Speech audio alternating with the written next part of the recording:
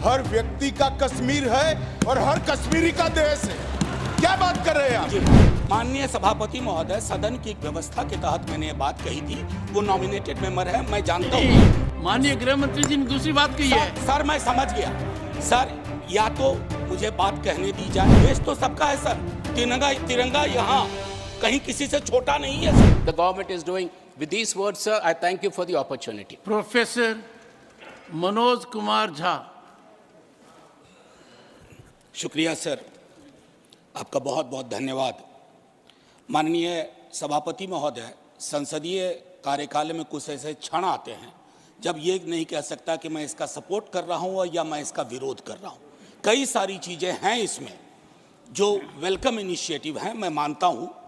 बस कुछ सुझाव दूंगा क्योंकि अक्सर मैं देखता हूँ कि हमारे बीच का संवाद, माननीय सभापति महोदय, विपक्ष का अलग से कोई प्रधानमंत्री नहीं होता या विपक्ष का अलग से कोई गृह मंत्री नहीं होता। विपक्ष को भी अपनी शिकायत, अपने मुद्दे अपने प्रधानमंत्री के समक्ष, अपनी आलोचना अपने गृह मंत्री के समक्ष रखनी होगी। सर आज कश्मीर का कोई नहीं है इस सदन में। मैं था उस दिन जब नहीं सॉरी, ये नॉमिनेटेड मेंबर है। माननीय सदस्य अपने एक सेकंड सर, उन्होंने बड़ा ग्रॉस स्टेटमेंट किया है कि कश्मीर का इस सदन में कोई नहीं है। वो अपने बारे में कह सकते हैं, हमारे बारे में क्यों कह रहे? हम तो सदैव कश्मीर के हैं, हमेशा के। आपके बारे में वो सच हो सकता है, हमारे बारे में आप कैसे स्टेटमेंट कर सकते हो भाई? आप कह दो मैं कश्मीर का नहीं हूं, कश्मीर के लिए नहीं हूं, मगर मैं इस देश का कश्मीर से लेकर कन्याकुमारी और द्वारका से लेकर नॉर्थ ईस्ट तक हर व्यक्ति का कश्मीर है और हर कश्मीरी का देश है। क्या बात कर रहे हैं आप? माननीय सभापति महोदय, सदन की एक व्यवस्था के तहत मैंने ये बात कही थी। वो नॉमिनेटेड मेंबर है, मैं जानता हूँ। माननीय गृह मंत्री जी ने दूसरी बात कही है। सर मैं समझ गया। सर या तो मुझे बात कहने दी जाए। मैं ये कह रहा था कि जैसे मैं बिहार से चुन के आता हूँ, उस संदर्भ में मैंने ये बात कही थी। देश तो सबका है सर। तिरंगा यहाँ कहीं किसी से छोटा नहीं है सर। मैं सिर्फ इतना कहना चाहता था।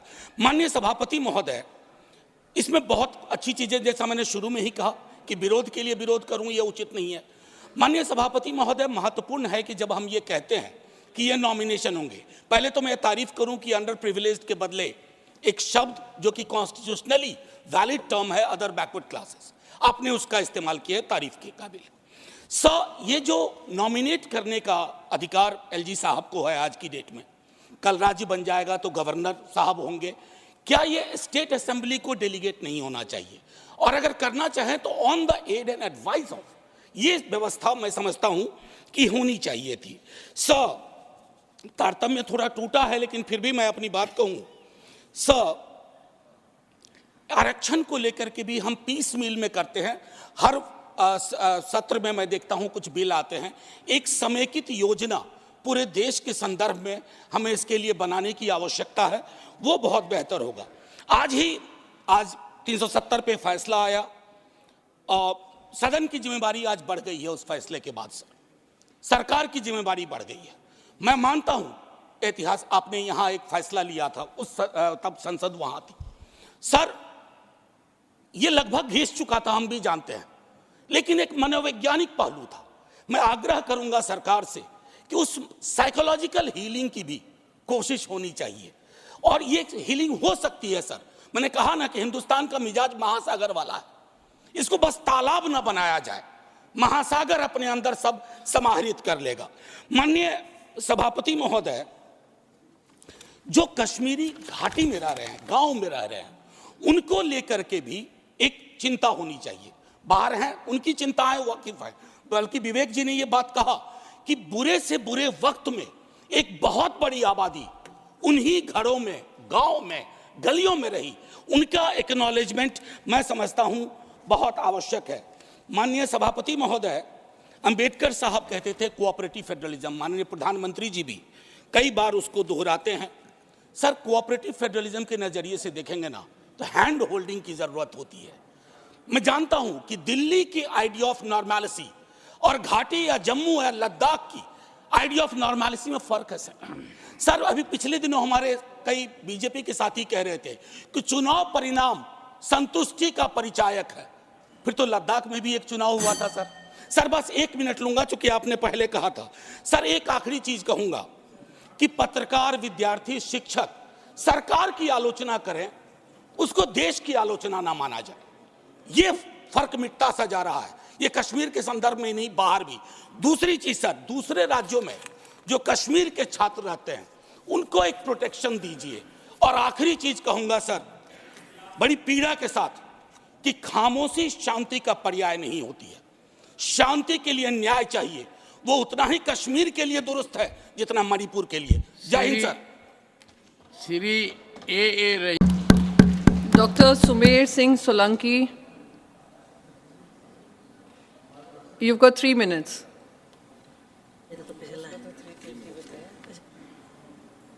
ऐसे अच्छा लगता है, ऐसे नहीं अच्छा। 3 मिनट, ओनली 3 मिनट। धन्यवाद माननीय उपसभापति महोदया नर्मदे हर। आज मैं जम्मू और कश्मीर आरक्षण संशोधन विधेयक 2023 तथा जम्मू और कश्मीर पुनर्गठन संशोधन विधेयक 2023 के समर्थन में बोलने के लिए खड़ा हुआ हूं। महोदया, इस बिल को 26 जुलाई 2023 को लोकसभा में पेश किया गया था और 6 दिसंबर 2023 को यह पारित हुआ है। माननीय सभापति महोदया, यह बिल प्रधानमंत्री श्री नरेंद्र मोदी जी के नेतृत्व में लाए गए सैकड़ों प्रगतिशील परिवर्तनों की कड़ी में एक और मोती जोड़ने का काम करेगा। मैं माननीय प्रधानमंत्री के कुशल नेतृत्व में एवं हमारे रणनीतिकार और गृह मंत्री माननीय अमित शाह जी का हृदय की गहराइयों से अभिनंदन भी करता हूं और आभार भी व्यक्त करता हूं, क्योंकि इस बिल के आने के बाद जम्मू कश्मीर के लोगों का, जम्मू कश्मीर के मेरे गरीब भाई और बहनों की जिंदगी में बदलाव आएगा।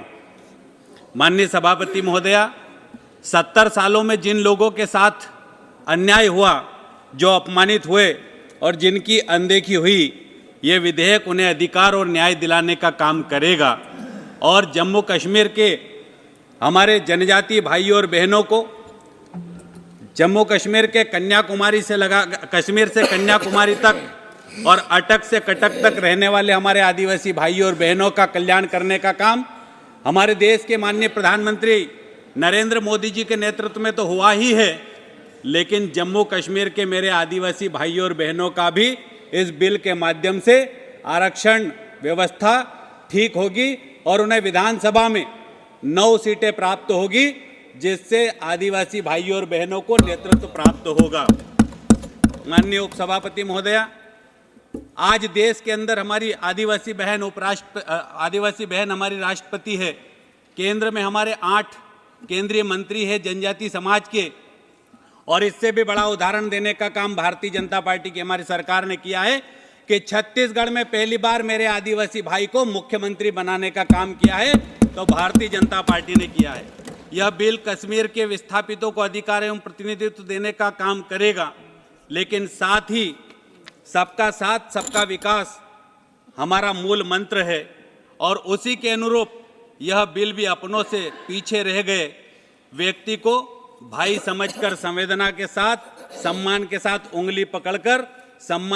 उंगली पकड़कर आगे बढ़ाने का काम भी करेगा।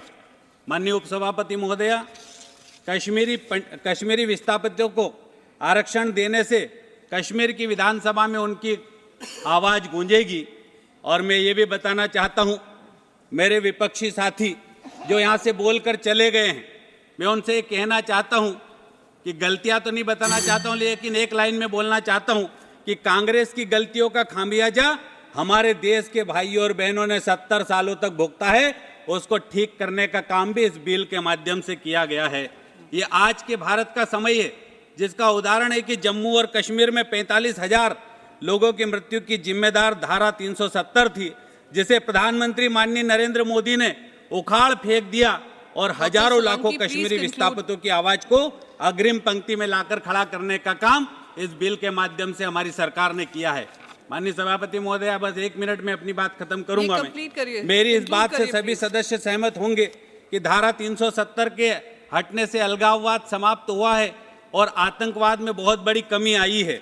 मैं ये भी कहना चाहता हूं कि आज मैं इस सदन को यह बताते हुए गौरवान्वित महसूस कर रहा हूं कि जम्मू और कश्मीर के इतिहास में पहली बार 9 सीटें अनुसूचित जनजाति की हमारी आरक्षित की गई है और अनुसूचित जाति के लिए भी सीटों का आरक्षण किया गया है। ये मेरे लिए गर्व की बात है क्योंकि मैं आदिवासी समाज से आता हूं और पंचायत, नगरीय, जिला स्तर के छोटे निर्वाचन में भी हमारे आदिवासी भाइयों और बहनों को प्रतिनिधित्व करने का अवसर मिलेगा। मैं अपनी बात खत्म ही कर रहा हूं।